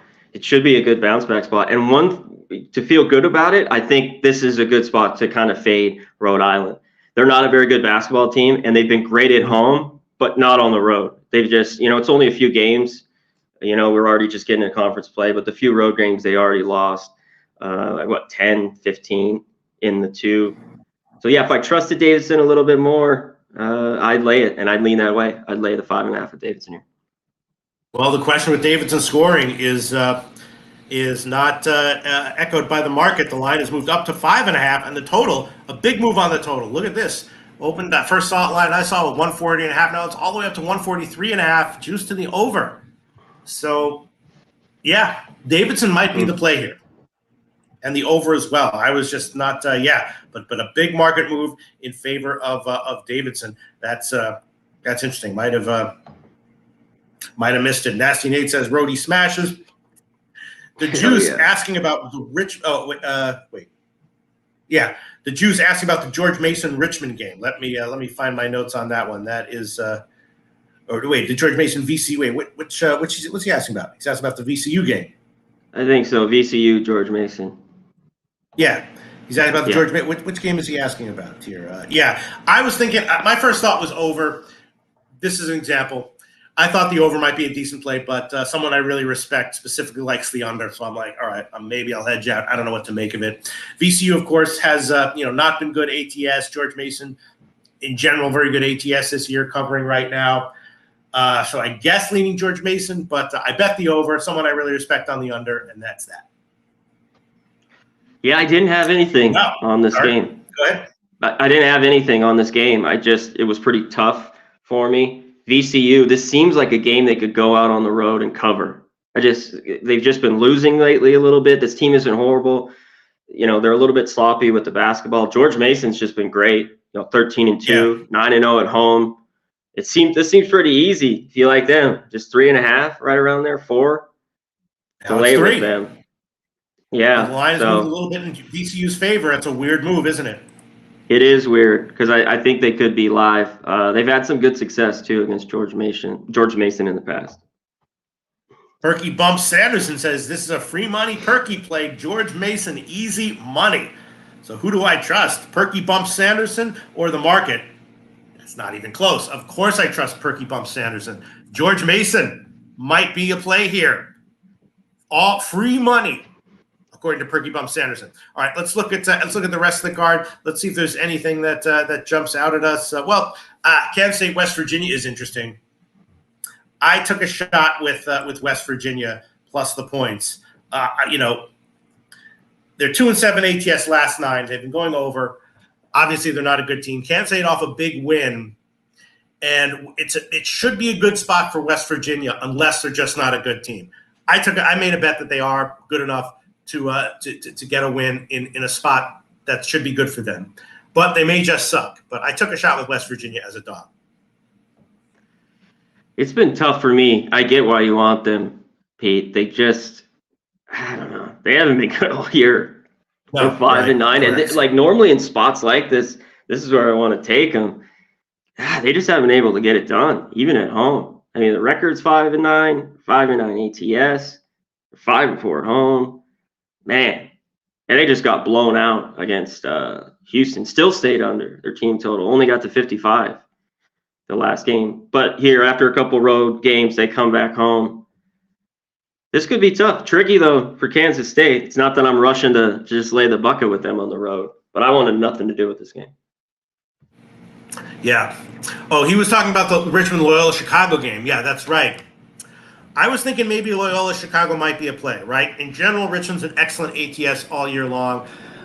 Going under recently, trending over before that. Loyola Chicago, those 3 straight nice ATS wins. Before that, they've been terrible ATS. And if Loyola Chicago has turned a legit corner, which I think maybe they have, they might be a good bet, laying only 2.5 to Richmond. The line does make sense in light of how Richmond has been all year long. I'm thinking Loyola Chicago might be the play here. I wrote down from last night, Loyola or nothing. But this is even with 2.5. I don't feel comfortable. There's some of these teams I got it with. Well, Missouri State, because I know they've won a few games. These are these teams who are at home. This is where you want them. But I just don't feel comfortable, actually making this a bet, even though I think Loyola is the move with the short number. Finally been winning, playing good basketball, 10-4. It was too tough. In the end, I had to stay off, but I was leaning that way with Loyola. I'm going to take Loyola as my first official play here. Right now, Pinnacle, it's 2.5 minus 113. I could take 2 minus 126, be really safe, or take the money line at minus 151, but I won't do that. I'll just make it minus 2.5, minus 113. If it loses, that's okay. Willing to bet that Loyola has maybe turned a little bit of a corner. I also kind of like the over in this one. Although the total has dropped. No, it's gotten bet up just a half point. So probably the Loyola team total over at 70.5 is the better bet. I should probably double up, and maybe I will. But I'll take a shot with Loyola minus 2.5, minus 113. Any other game you want to identify, Connor Mack? Anything you think is interesting? I guess we got to talk at some point Texas, Cincinnati, right? Yeah, we can. You want to talk? Let's talk about that right now. Here. Let's talk about it right now. Cincinnati, of course, embarrassed BYU in their last game. Now they're coming back home. And I was thinking at the very least, Texas has been an overrated team, as they often are, year in and year out. I was thinking Texas first half might be a play here. Yeah, this one was tough. I thought a little bit. Cincy off the huge win. Now they come back home. And laying this is stretched out to 4.5. Because they're a team I don't really want to lay points against Texas. I've been impressed by Texas. I thought they've been all right. And they're off that loss to Texas Tech in their last one. But I'm a little bit interested at 4.5. You know what? Since he's been better this year, Pete, especially early on, is offensively than kind of years past where, you know, they could struggle offensively. They've knocked down shots. Can that continue? I don't know. I don't want to lay 4.5 with Cincy. I kind of lean Texas here. I hear you. I don't necessarily want them full game, but I am going to take them first half. I'm going to go to the Pinnacle line here, and I'm going to quote it. You know, it's a little, wow, it's up to 5.5 now. Yeah. So, I mean, it makes some sense. Cincinnati is a pretty impressive team, but I'm going to take a shot. Texas. Current line at Pinnacle, 3 -110. That's going to be my second official play. Texas, first half, +3 -110. Current line at Pinnacle. Cincinnati coming off that big win at BYU. Let's go to the comment section and move on. Rob Greer likes UNLV. Chang Kim says, hey, Loshak and C-Mac, can I get one spread pick for NCAA basketball? Top play, please. I'm going to parlay it. Okay, we'll do that for you, Chang Kim. Yep. James Farm says, Kentucky-Missouri game. We can talk about that. Kentucky, obviously, very impressive right now. Their youngsters are getting it done. They're motivated. They're cohesive, and they're winning and covering. Now, though, you know, they're starting to lay big numbers. Missouri, you know, not a great team, I guess, but they're catching now a big number from Kentucky. Kentucky covered 7 of 8 now, laying 13 or 13.5. What do you think? Just that too close. Just laying the big number, not going to do it. And Kentucky, I thought it was a little bit of a bargain, Pete. And I wasn't on. They just own Florida. Everyone's high. Florida's playing great. On the weekend, what happens? They lose. Kentucky takes care of him. Again, 87-85, even after Florida had the lead at halftime. And Missouri's a little bit different team on the road. But 12.5, no way. Maybe look at the Kentucky team total. I'm sure it's high, but I'm off here.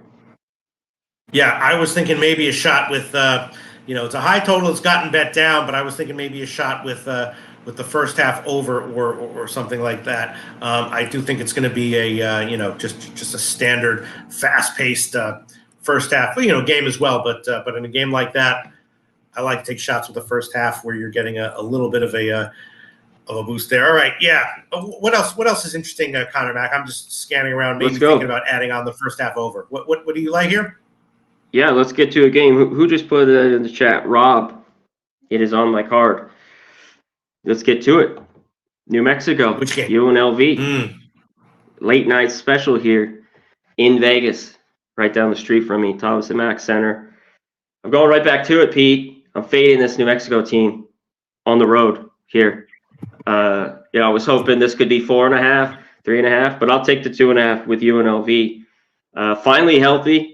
Been playing some good basketball. Of course, San Diego State just lost 72-61, but they come back home, and I think they get it done. Now, New Mexico can get red hot and win this game, but on the road, laying 2.5, no way. And UNLV has had success against this team the last few years. A lot of the same guys on here, Mashburn Jr., all these guys for New Mexico. So I love the spot here for UNLV. Give me the +2.5.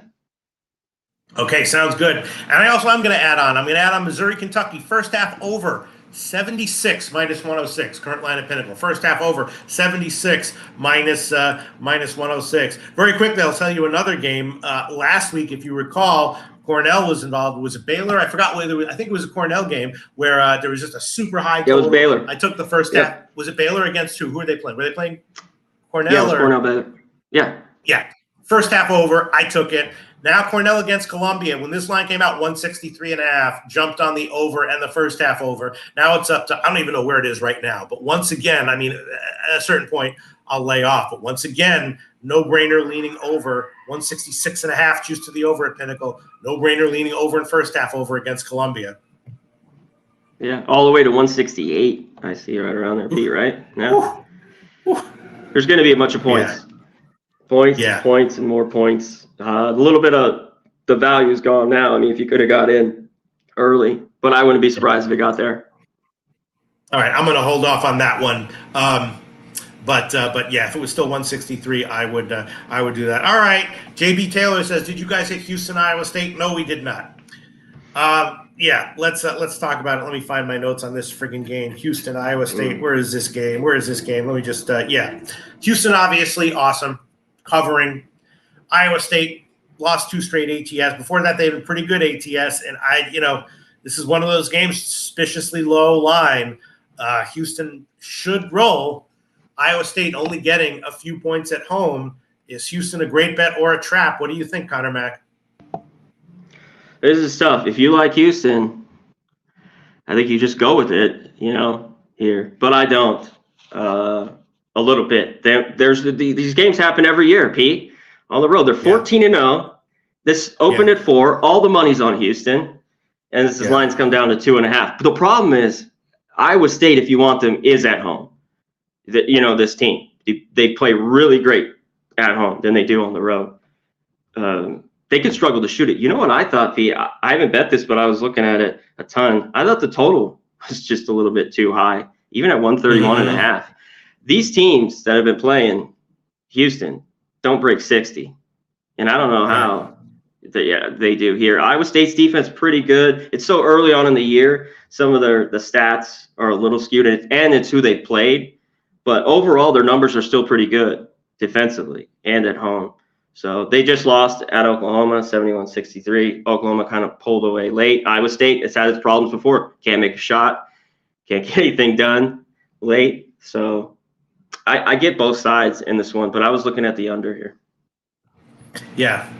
I'm going to hold off this game. It feels like a trap. I might be on it by tip, but as of right now, I'll hold off. What were you looking at? Talk Duke. I'm sorry? What side were you looking at? Whatever side the people who I respect tell me they're on. Beautiful. You know what I mean? Okay. Yes. It might be one of those games, Not going to be something I figure out for myself, I can tell you that. Let's talk about Duke and Pitt. This is an interesting one, right? Duke, nice. Pretty impressive. Let me just find my notes so I make sure remind myself. Yeah, Duke covering off a win but an ATS loss. Pitt off a nice win and cover as a big road favorite Louisville. But before that, they've been losing ATS. Pitt catching only 5 points or whatever it is right now. Someone I respect tremendously likes the over, although that line hasn't moved that much. I don't know. Is Pitt good enough to be a bet here? A lot of these kind of crappy teams as small home dogs. Not sure which ones are the ones that have value. We got Iowa State, we got Pitt, we got Nebraska, we got a bunch of games, West Virginia maybe. We got a bunch of games like this. Here's another one. Pitt, 5 points at home. What do you think? Again, guy I respect likes the over. Yeah, I was kind of leaning over when I saw this. Pete at this number. I don't know if I could bet. It seems like this. You feel a lot better. 143.5. That's what I kind of had in my notes. And where the game would be lined. He says a capable revenge spot. Maybe, Pitt, I haven't been able to trust them at all, really. The shots just haven't dropped. They're off the big win. They didn't get it done at home against North Carolina. I almost played them in that game last week. I didn't. I'm glad I stayed off. Carolina gets it done. This seems short. It's trick. This was a tricky one. I didn't want to be on either side. 5.5. Duke plays well. They could roll. But this is another trip-up spot, conference play road game that might not be easy that I'd watch out laying the 5.5. Yeah. Let me see. Boise State, Colorado State is an interesting one. Of course, Colorado State ranked. Boise State, though, a tough team. And I was thinking maybe a shot with the over, but when two teams like this meet up in a spot like this, expect the unexpected sometimes. So, but I was thinking about a shot with the over in that one. I took a shot with Brown +7 at Yale, but that line has not moved. So that might have been the wrong side. Glancing over the rest of the card, and just want to make sure that we get to everything. Again, I hit Seton Hall Georgetown, but that was like at 142, 141.5. And I guess, I don't know, maybe did you look at Seton Hall Georgetown at all? What do you think about Georgetown getting a bunch of points against Seton Hall? Yeah, I don't want them though. I don't want Georgetown. Yeah. I like how Seton Hall has been playing, but it's a road game, and now it seems like last week they'd be laying 4.5 here or something, 3.5. They have a couple great games, wins. Now they're laying this number. on the road. Their defense is solid. And that game against Marquette, I think would have stayed under. They just hit a ton of shots early, both teams, Marquette and Seton Hall on Saturday. So I get why the moves to the under here. But I stayed off. Let's talk about the late one, Boise State. I was interested in them here a little bit. Tough, another tough spot for a team that I think's better in Colorado State. But this is just not easy after losing to Utah State in that last one. Pretty good game too, 77-72. Now they got to go to Boise, who's been good and had a great second half against San Jose there. I think they were even down. I had San Jose, and huge. Late there, the last 10 minutes, they played great, win 78-69. Boise State starting to score, turn around, looking a lot better. They kind of scuffed, didn't look very good early, Pete. I was looking Boise State a little bit. And over. Yeah. I mean the over. You talked about that. Yes. And that's what I'm going to do. I was leaning Boise State, but don't love it. I was leaning over, but don't love it. Boise State team total over. Don't love it, but I like it enough to make it an official play. I'll take that one. Boise State team total over 71.5, minus 110, current line of Pinnacle. So if the game goes under, but Boise rolls, the team total might cash. If Boise gets stomped, but it's a very high-scoring game, team total might cash as well. And if it loses, it's just one unit. But Boise State team total over 71.5, minus 110. I will make that an official play for me, my fourth official play on the card. All right, let's see. What else do we got? I don't know. I was thinking maybe Oklahoma State and Texas Tech. That's a weird one, right? Texas Tech has been doing very well ATS. Now they're back home as a big favorite. And Texas Tech has a first-year coach, and they're definitely doing well right now. And Oak State has not been good ATS. I was thinking maybe a shot with the under on that one. Anything else you want to add to your official card, Connor Mack? No, I think that's about it. We hit on UNLV. You talked about Brown. That was over on the side. I had question marks with that. And also Ball State. I was looking at them. They've been better at home. It's Akron. Did you look at that game, Pete? Yes, I did. I just need to go over a few more things in that because I don't know. Akron now laying this big number on the road. I thought Ball State had a little bit of value. Hitting 7.5. My note on that game is not sure at all here. ... Those are my entire. Is that literally your notes? ... That's literally my notes. I like it. I mean, I like it. Akron is legit awesome or close to it. I think But again, at this point in the year, these kinds of home dogs. Again, there's another one of these games. This one, Nebraska. This is the MAC version of Nebraska, right? Nebraska Purdue.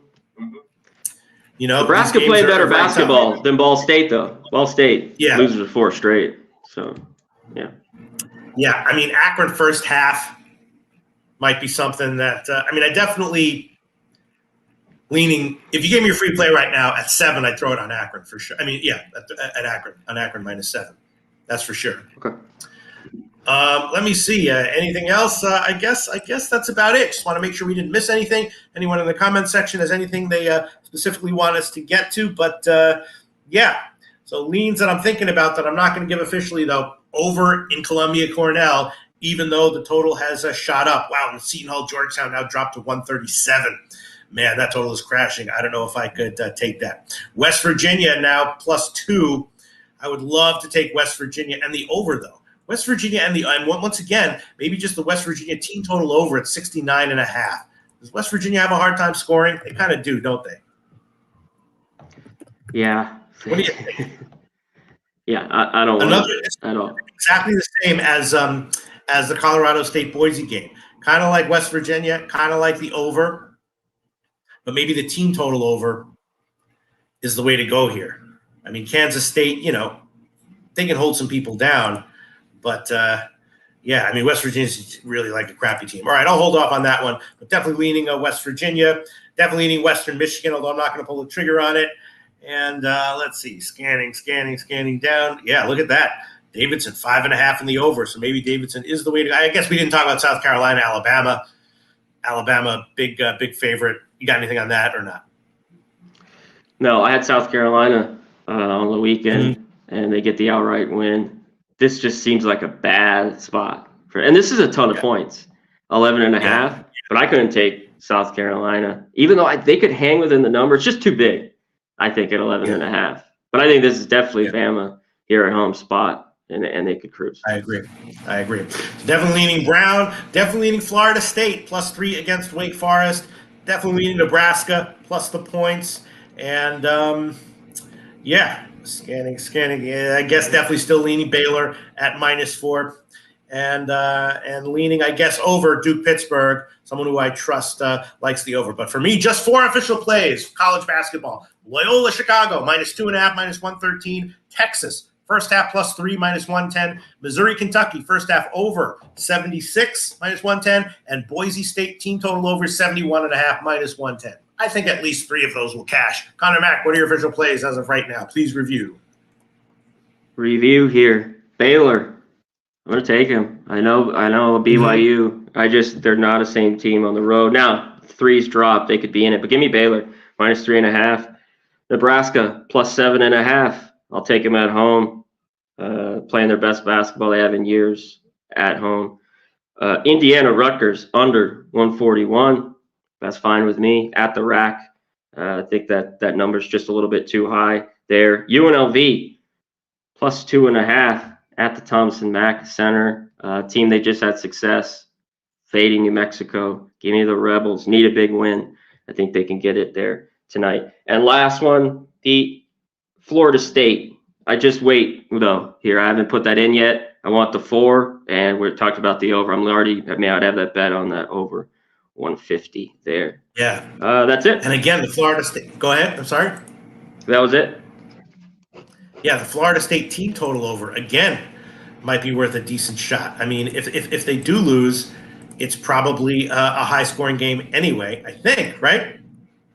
Yeah. I think there could be a little more high scoring. Yeah, maybe I'll add that one on. Let me just quickly check what the Florida State team total is. Hold on, let me quickly find it. It should be about 74 or so at Pinnacle right now. Yeah, 74.5 plus 100. Or 74. That is very tempting. I'm just worried that these two teams are going to D up because it's kind of a big game. You know what I mean? Oh yeah. And it's just last few, Pete, it slipped over. These are some Pepperdine game. I was like, if I get in the 140s, even the high 148.5, I'll move on it. But it's a big difference. These points matter. I've won a couple just by one the last few days. So. Yeah, it's a big deal. Sure. All right, I'm gonna take Florida State team total over, but I'm not gonna take 74.5 plus 100. I'm gonna assume there's a 74 somewhere. I will quickly check Heritage and I'll quote the Heritage line. So that'll be a 5th play for me. Connor Mack, while I line shop for the Florida State team total over. What's going on with you this week? What are you up to? I'll hit up my other one, P. I got a 5.5 here at Circa. Oh, okay. For the Magic, I'll take that. Get the extra half point in that game. I've been looking for it.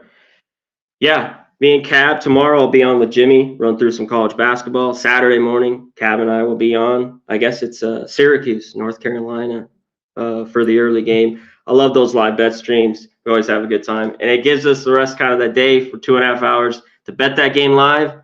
And to go through the card the rest of the day in all sports. And everyone hit us up. Thanks for having me. Did you get the number?